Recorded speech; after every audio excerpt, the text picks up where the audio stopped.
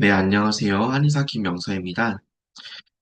오늘은 제가 특수하게 이렇게 치료하는 치료 중에 하나인 도침 치료를 통해서 어떤 질환들을, 특히 잘 낫지 않는 이런 질환들을 어떤 식으로 치료할 수 있는지 이런 것들을 소개하고 정리하는 시간을 가지도록 하겠습니다. 도침은 되게 날카로운, 그러니까 이게 도자가 칼 도자거든요.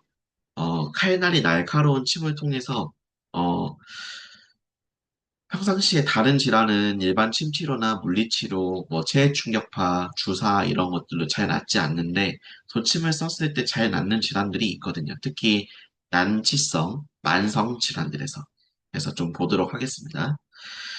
첫째로 자율신경실조증. 자율신경실조증은 내 몸이 전체적으로 평형을 잃은 거예요. 그러니까 자율신경은 교감신경과 부교감신경이 있는데 이 두 개가 컨트롤 타워가 기능이 떨어져서 교감신경이 확 올라가 버리거나 혹은 신경들이 둘 다 다운이 된다거나 혹은 이 이격이 점점 이렇게 벌어져가지고 몸이 되게 불편한 증상을 겪는 이런 증상들을 말합니다.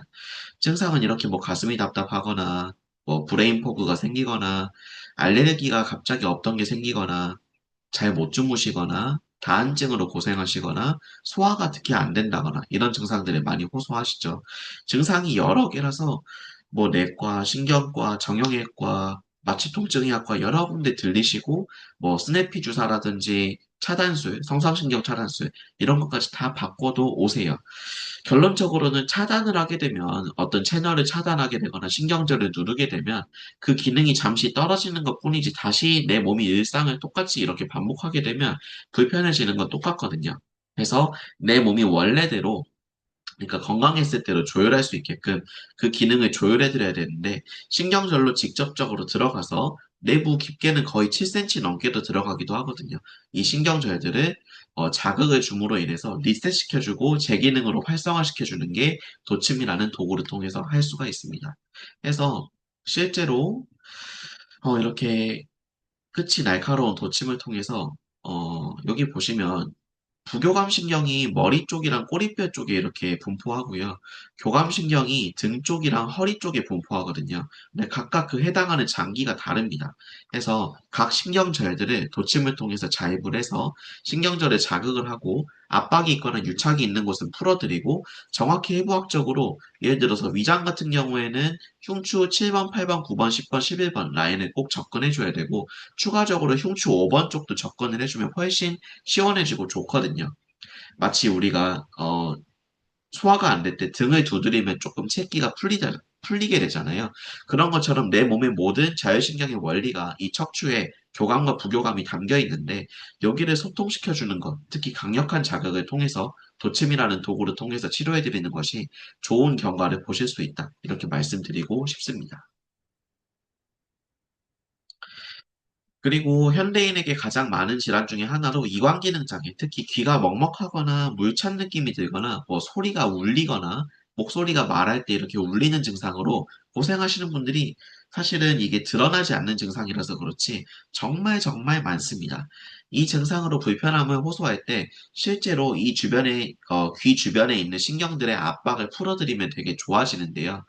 원인으로는 일자목, 거북목 같은 목 원인, 턱관절 원인, 턱관절이 비대칭이 있거나 턱관절 통증이 있거나 혹은 코가 삐뚤어지거나 혹은 코 주변이 부어서 나타나는 비염 같은 원인들, 안면 비대칭 이런 것들이 발생하거나 코 귀에 질환이 있어서 점막이 잘 붓는 분들, 예를 들어서 중이염, 비염, 알레르기 질환 혹은 이런 귀 질환들 있으신 분들에 대해서 잘 나타나게 돼요. 이관기능 장애는.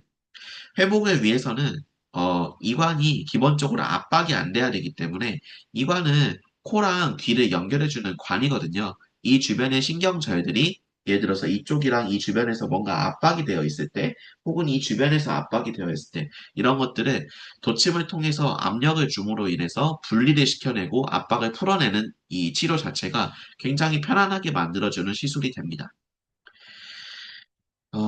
그리고 또 한 가지 말씀드려야 될 게 박동성 이명이나 뇌명증, 두명증 같은 뭔가 이명 증상이에요. 기본적으로는 좀 더 바깥쪽에서 이 구조물들이 압박이 됐을 때는 이명으로 좀 많이 들리게 되고요. 좀 더 그보다 안쪽, 뭔가 머리 가까운 데서 혹은 청신경이 뭔가 이렇게 머리 안쪽에서 시작되는 포인트, 그러니까 어떻게 보면 코랑 귀 사이 이쪽이거든요. 이 주변에서 막히게 되면 머리가 울리는 증상으로 뭐 이마나 혹은 머리 쪽에서 울리는 증상으로 뇌명증, 두명증이 발생하게 됩니다. 그래서 이런 경우에는 뇌의 혈압 압력을 줄이고 부종을 줄이고 좀 압박을 풀어드리는 시술을 하곤 하는데 기본적으로 이때도 도침요법을 통해서 이 주변의 압박을 풀어드리면 좋고요. 또 하나 또 이렇게 말씀드릴 게 조선대침 이렇게 긴 장침인데요.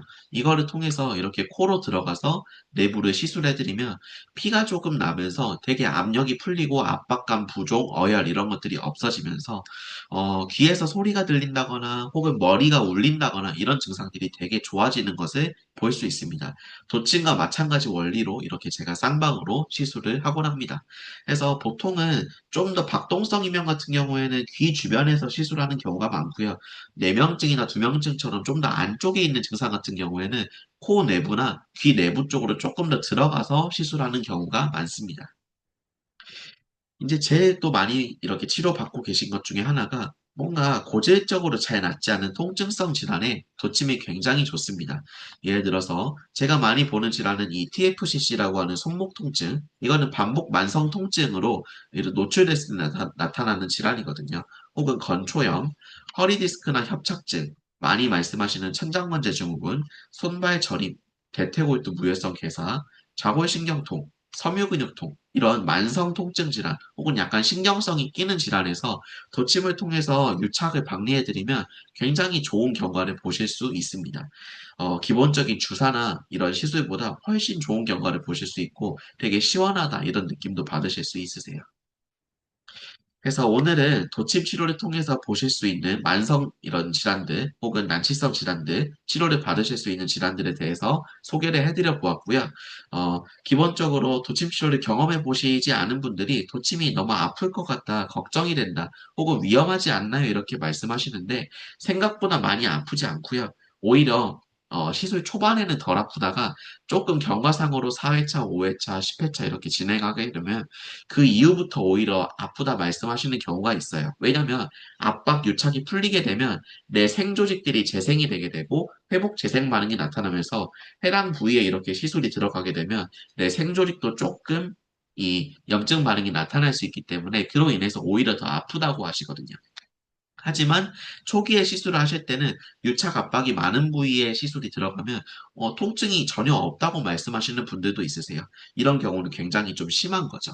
그래서 이 도침은 굉장히 기본적으로는 많이 아프지 않은 치료이고 안전하게 치료할 수 있고요.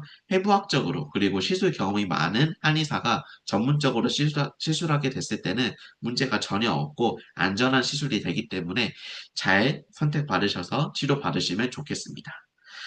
오늘도 여기까지 한의사 김영서였습니다. 감사합니다.